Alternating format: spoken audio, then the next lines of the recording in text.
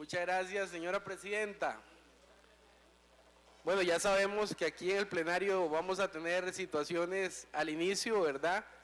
Siempre algunos diputados piden silencio al iniciar cuando hacen uso de la palabra y ya sabemos que casi al finalizar vamos a tener problemas con el quórum. Pero bueno, son cosas que suceden.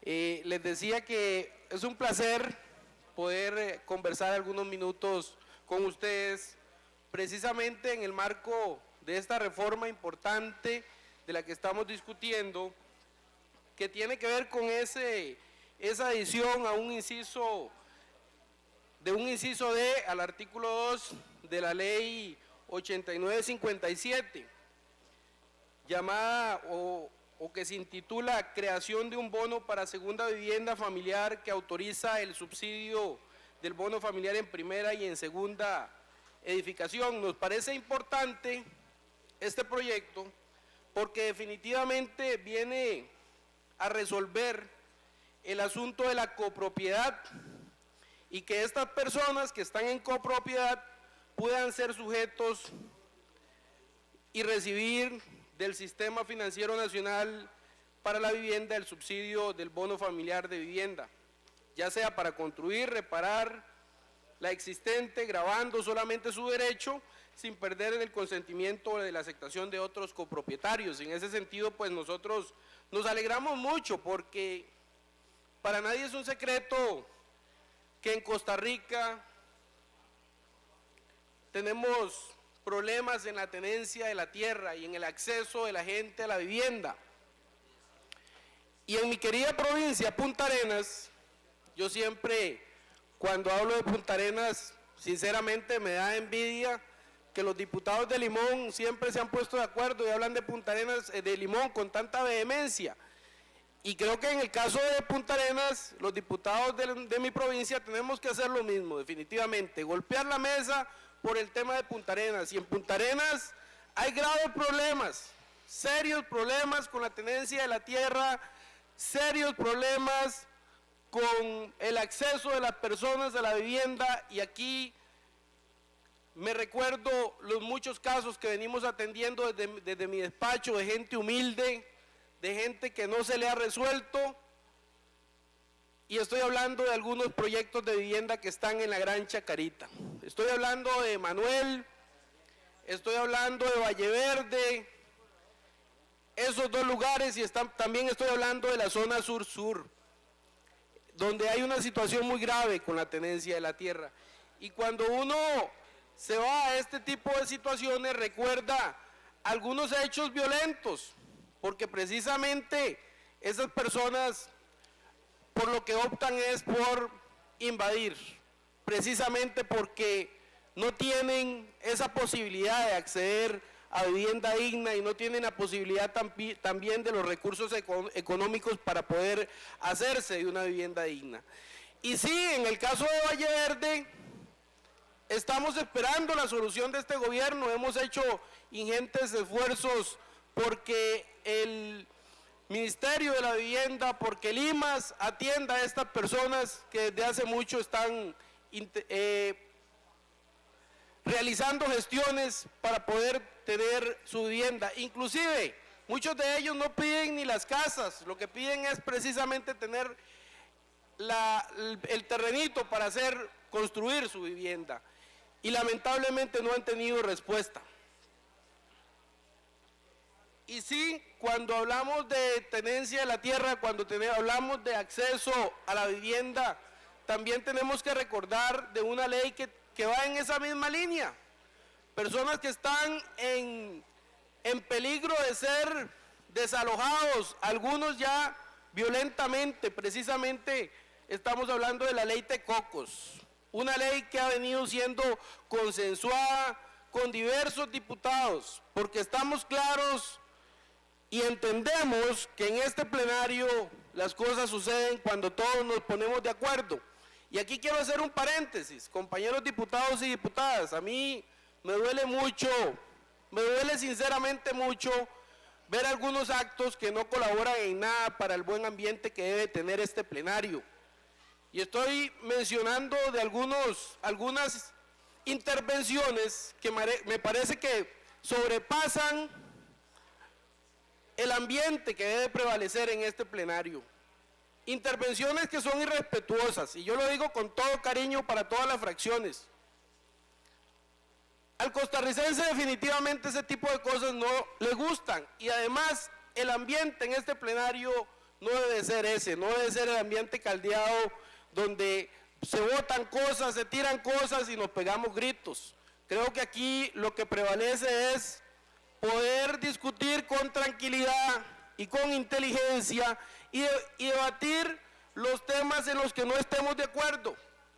Y hay muchos temas en los que no estamos de acuerdo, pero lo vamos a hacer con el respeto y con el cariño y las formas que tienen que ser adecuadas como lo hacemos los costarricenses.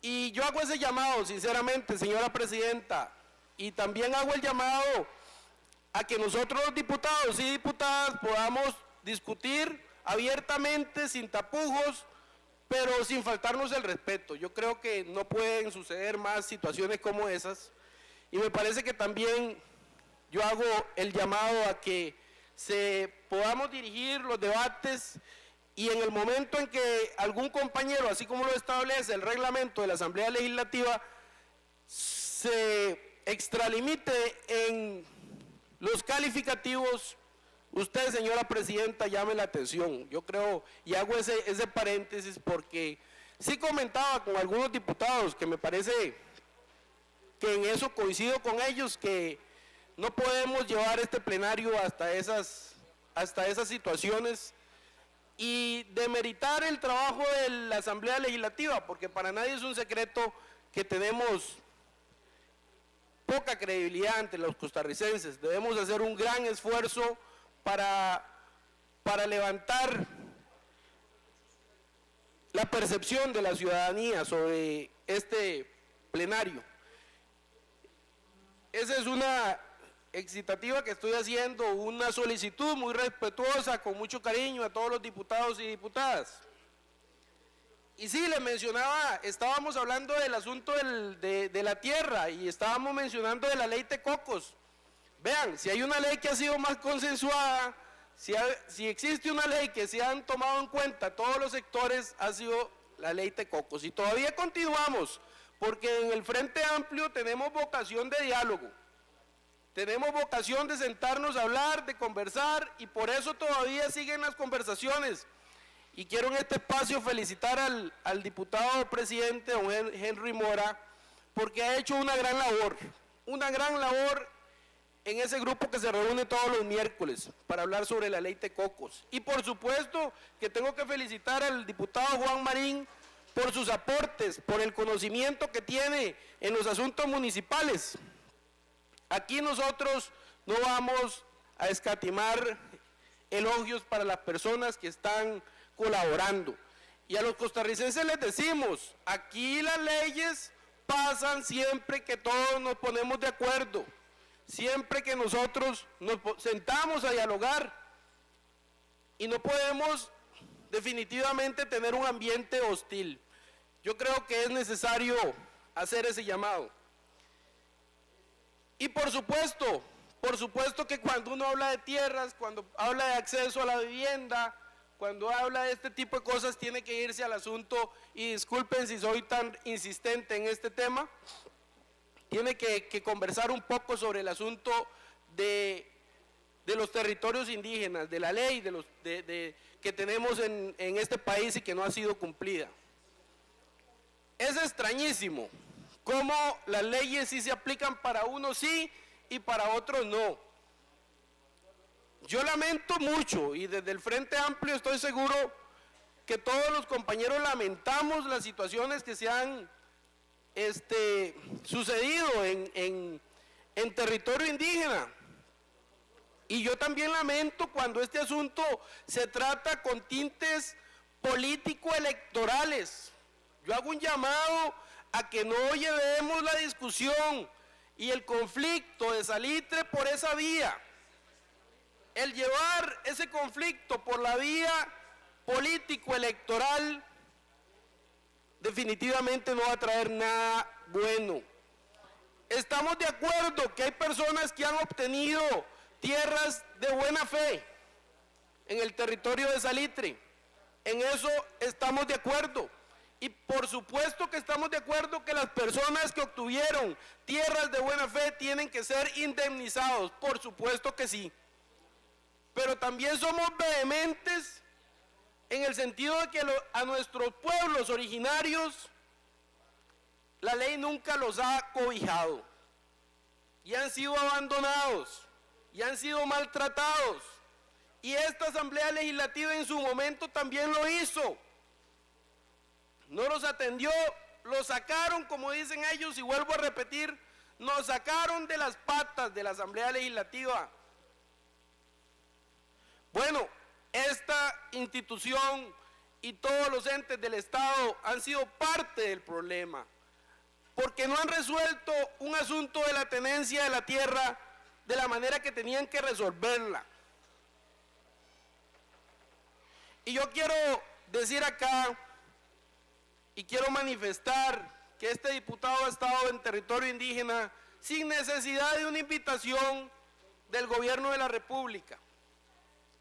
Lo ha hecho porque considera que es necesario reivindicar los derechos de nuestra gente. Existe ley, pero la ley no se cumple. Y en este momento sí, yo me ubico con las personas que han sido golpeadas, con las personas que han sido agredidas. Y yo me pregunto, ¿quiénes han sido agredidos? ¿A quiénes se le han quemado ranchos? Y las fotos están ahí. Nadie miente, es público, notorio, toda la prensa lo sabe, han salido por los medios que existen ahora, Facebook, Twitter, todas las fotos donde hay casitas de madera quemadas. También han salido fotos de nuestra gente, de nuestros indígenas, de nuestra gente, pueblos originarios, refugiados en el monte, huyendo. Ahí están las fotos, ahí están las muestras de las casitas quemadas. También existen fotos de indígenas golpeados, macheteados. Ahí están las fotos. Yo sé que ustedes han accedido a ellas y las han visto. Por eso nos preocupa mucho que esta situación se lleve más allá y que hayan actos de violencia más allá de lo que uno esperaría que suceda. Yo hago un llamado a la cordura en el territorio de Salitre. Hago un llamado a cordura y que impere la razón en el pueblo de Buenos Aires, que toda la gente indígena y no indígena puedan sentarse y que el gobierno le busque una solución pacífica a este asunto. Pero no lo podemos politizar y tampoco lo podemos llevar al plano de las ideologías. Porque, bueno, yo generalmente recuerdo todas las cosas que se dicen aquí y he visto algunos titulares en los periódicos donde dicen que hay que descubanizar Salitre, y yo me quedo asustado cuando hace poco en un programa de televisión observaba cómo en los Estados Unidos de Norteamérica se defiende, o por lo menos la legislación en eso es respetuosa. Son ellos los que tienen el control para capturar a un delincuente, tienen que pedir permiso a las autoridades de los pueblos indígenas para ingresar. Imagínense ustedes, nada más para poner un ejemplo.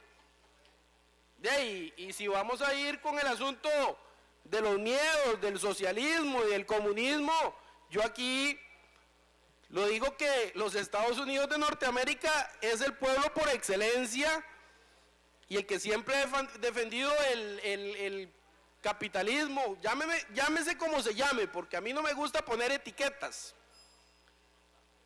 Señora Presidenta, ¿cuánto tiempo llevo? Usted tenía 15 minutos asignados, diputado, en el segundo momento que inició la palabra, y le toqué la campana a los 30 segundos para cerrar. Ha consumido sus 15 minutos. Luego tengo 30 minutos, creo, señora presidenta, para ver si me... Si está en lista, sí, usted tiene derecho a 30 minutos. Muchas gracias, señora presidenta, muy amable. Usted continuaría con el uso, ya le voy a dar el... Tengo en lista, después del el tiempo que le ha cedido don José Ramírez al diputado Carlos Hernández, que no ha hecho el uso de la palabra, y seguiría usted, diputado Gerardo Vargas. Muy amable por la aclaración, señora presidenta. En el momento en que le venzan sus 15 minutos, le contabilizo los 30 siguientes. Sí, señora presidenta, muchas Gracias. Muchas gracias. Siempre es un placer poder conversar con ustedes, poder expresar las ideas que uno tiene sobre las cosas que están sucediendo en el país y en estos temas de la tenencia de la tierra, a pesar de que este humilde diputado educador no es un político tradicional, por cosas de la vida estamos acá. Sí me gusta dejar claro por lo menos cómo uno ve las cosas y cómo piensa que deben de ser. Y estoy seguro que en este plenario ninguna persona pensaría, pero ni por un minuto, atreverse a contradecir o tratar de limitar ese derecho que tenemos todos, igual como el derecho a la comunicación, el derecho a la información. Yo por supuesto que estoy de acuerdo en que toda la información hay que darla, y por supuesto que estoy muy feliz, muy contento de nuestra prensa. En eso estamos en el Frente Amplio muy felices, muy contentos, y sabemos que la prensa, cuando ha tenido que golpear de un lado lo ha hecho, y cuando ha tenido que golpear del otro lo hace. Y por supuesto que también en su momento estaríamos realizando, como decía don Fabricio, y me acuerdo las palabras de don Fabricio, el derecho de respuesta, que también existe cuando hay información que no es la que corresponde. Yo pues estoy muy contento de la prensa que tenemos aquí en Costa Rica. Y siguiendo con el tema que estábamos hablando, del asunto de la tenencia de la tierra, de hacer justicia en territorio indígena, de las fotos que le contaba de la gente golpeada, macheteada, y que existe una ley que aquí en la Asamblea no se hizo respetar. Uno espera que en este país las cosas cambien, y cambien para bien. Por eso le deseamos todos los éxitos del mundo a este gobierno, y por supuesto que estamos apoyando todas las gestiones en cambiar la forma en la que se han venido haciendo las cosas en este país. Y llamémosles modelo, forma de hacer las cosas, llámele como usted quiera, pero es que las formas de hacer las cosas en este país en los últimos años ha concentrado la riqueza en muy pocas manos. Para nadie es un secreto, y cambiar ese modelo es muy difícil, muy complicado. Y de repente, cuando damos información que no es la correcta, información que trata de tergiversar los temas, endosamos facturas a quien no debemos endosarlas. Estoy hablando en este momento del asunto de la ley de empleo público, que aquí se ha hablado mucho. Yo he quedado estupefacto con algunas Diputado declaraciones. Carlos Hernández, disculpe que lo interrumpa, le he detenido el cronómetro del tiempo. 35 diputadas y diputados en la sala de sesiones, corre el tiempo reglamentario.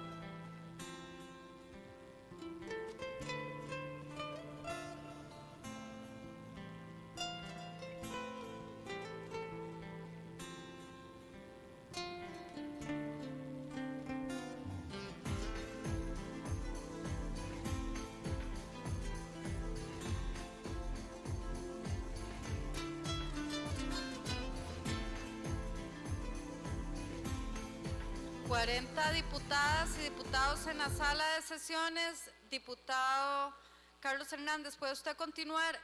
Disculpe que lo esté interrumpiendo con el uso de la palabra. ¿Puede usted continuar? Para nada, señora Presidenta, entendemos y comprendemos la situación, y estaba hablando de la Ley de Empleo Público, que por ahí hay muchos proyectos de ley rondando. En estos últimos años se han presentado algunos. Yo fui secretario general de APSE en el 2009-2010 y como representante de los trabajadores y trabajadoras de la educación, de los cuales me siento muy orgulloso, en su momento enviamos una nota a doña Laura Chinchilla, nuestra expresidenta, precisamente para consultarle la Ley de Empleo Público. Y he conversado también con algunos diputados que tienen algunas iniciativas y se han acercado a hablarme sobre qué contempla y qué no contempla la Ley de Empleo Público. Algunos trabajadores y trabajadoras de la educación lo llaman o lo conocen como salario único. Pero bueno, de eso quería referirme, porque pues este diputado generalmente retiene parte de las intervenciones que ustedes realizan, y lo digo porque precisamente a propósito de la disminución que hicimos en el asunto del salario de los diputados, algunos tocaron el tema y más recientemente algunos han hablado de los proyectos que se han presentado. Creo que el último que realizó una intervención fue don Otto Guevara, y a mí me gustaría hablar un poco sobre esa intervención que realizó don Otto, que no está por acá, el diputado Otto Guevara, y sobre ese tema, digamos, y esa intervención, a mí me gustaría hacer algunas aclaraciones muy puntuales, porque me parece que podríamos llamar a la gente engaño. Yo escuché con atención, primero, y luego estupefacto, la intervención del diputado Otto Guevara sobre los presuntos abusos denunciados por la Contraloría General de la República en torno a los reembolsos multimillonarios que los jerarcas del Banco Nacional recibieron. Don Otto agregaba en ese momento a esa denuncia otros muchos puestos de jerarcas, olvidando, por cierto, la millonaria remuneración que recibe la señora Contralora. Y hasta ahí, en ese momento de la intervención de don Otto, que fue hace algunos días, pareciera todo normal, todo iba bien. Pero don Otto astutamente gira, ofendiendo la inteligencia de esta asamblea, para hablar de los salarios de los empleados públicos y hacer propaganda a su proyecto de ley de empleo público. Porque, señoras y señores diputados, ¿qué tienen que ver, me pregunto yo, qué tienen que ver los salarios de los trabajadores públicos con las presuntas gollerías de las remuneraciones de los jerarcas? ¿Qué tiene que ver eso con lo otro? Y el señor Naranjo, que por cierto estuvo por aquí recientemente, en Radio Colombia, manifestó que la Contraloría se había equivocado, que no eran 16 personas que se habían repartido el botín, sino solo entre 6, si mal no recuerdo, que los montos habían sido aprobados por la Junta Directiva del Banco Nacional.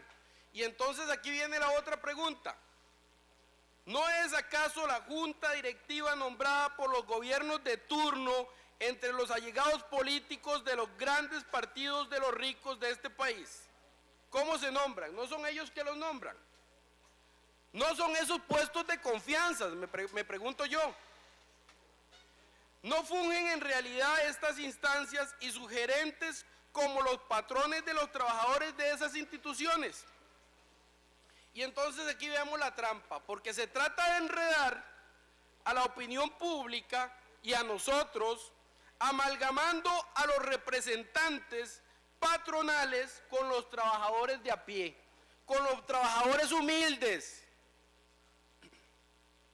Y no se venga a decir aquí que es por la culpa de las convenciones colectivas, porque como todos sabemos, los jefes no están cubiertos por ellas. Las convenciones colectivas, los jefes no están metidos en ellas. Desde hace tiempo, un diputado honesto denunció el salario hipermillonario del señor Naranjo. Y yo me pregunto, ¿qué hicimos? ¿Qué hizo el gobierno de turno? Nada. Pero todos se desgarran las vestiduras para meter en un solo saco a los trabajadores públicos, a los trabajadores y trabajadoras públicas, y tratar de disminuir a toda costa sus salarios. Y por eso yo hacía una intervención hace algunos días, precisamente con los dineros que se han perdido. Y aquí no quiero que nadie me calle, porque este diputado no vino a callarse a este espacio. Hará las intervenciones que tenga que hacer y mencionará y recordará los dineros que se han perdido, porque es muy fácil culpar del déficit fiscal a los trabajadores de a pie. Y continúo. Yo en ese momento de la intervención de don Otto, sinceramente lo digo, yo como docente, que todavía me siento y que he sido toda mi vida, me siento injuriado y calumniado por las palabras de don Otto. No quiero ni pensar lo que sienten los misceláneos, los agentes de seguridad, las cocineras, los oficinistas del MEP, cuando sus salarios bases son incluso menores que los establecidos como salarios mínimos. Oigan ustedes bien, y con los cuales yo he compartido mucho en todo el país, con esas personas, con las personas que estamos hablando, las personas de a pie, con los misceláneos, agentes de seguridad, cocineras y oficinistas del MEP. No les llega el salario, pero ni al salario mínimo. Por eso, señora presidenta, compañeros y compañeros diputados. Diputado Carlos Hernández, tengo que interrumpirlo por tercera vez. 34 diputadas y diputados en la sala de sesiones, corre el tiempo reglamentario.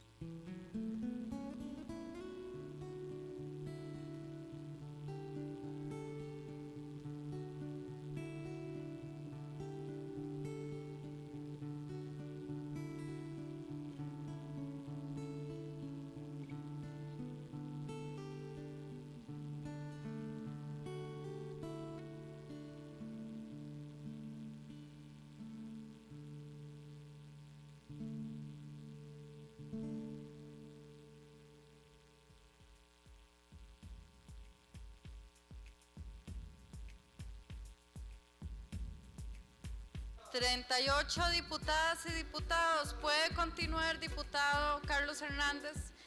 Muchas gracias, señora presidenta. Muchas gracias, compañeros, compañeras diputadas. Muchas gracias, don Oscar, por recordarnos que no... López, sí, claro que sí, don Oscar. No teníamos quórum, pero bueno, vamos por capítulos aquí. Les decía que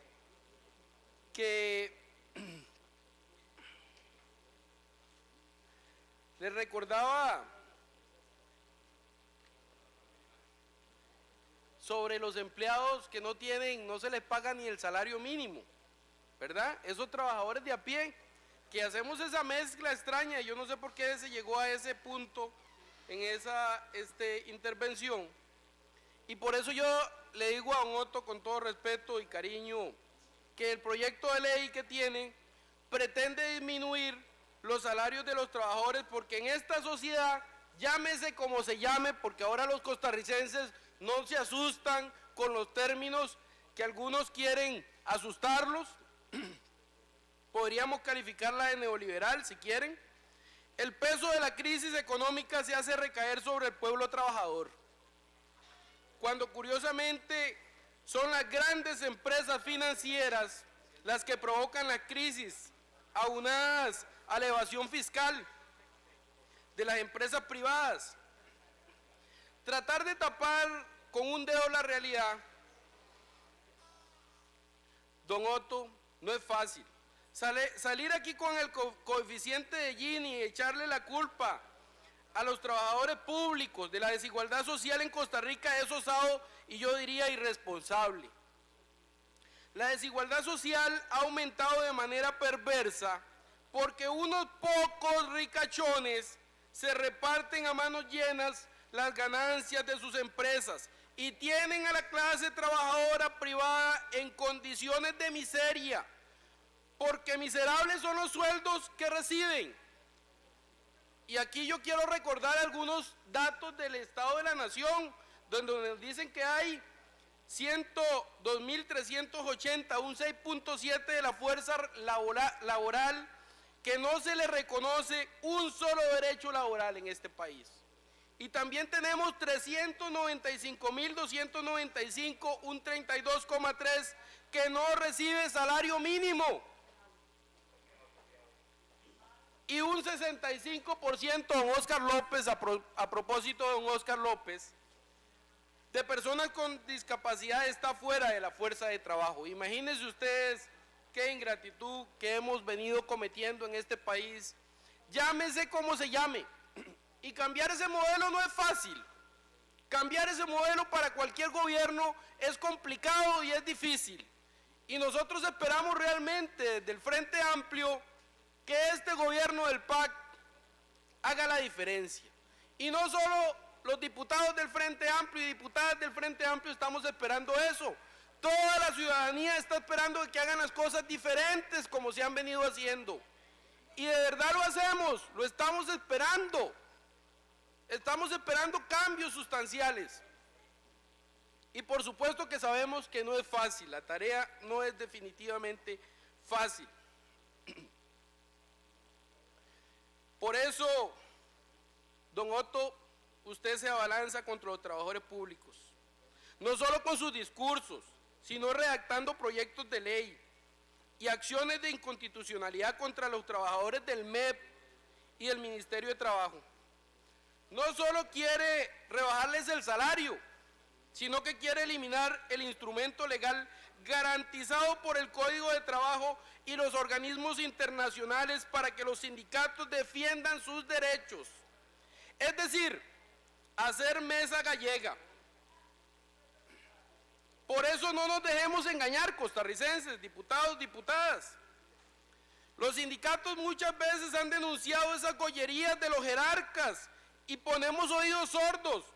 Cuando mi sindicato, la APSE, denunció a la Procuraduría de la Ética, al jerarca Leonardo Garnier y otros por las irregularidades con los contratos de procesos, la Procuraduría nos dio la razón, pero la Presidenta de la República en ese entonces desestimó la condena tanto del jerarca del MEP como del vicepresidente de la República, Lieberman.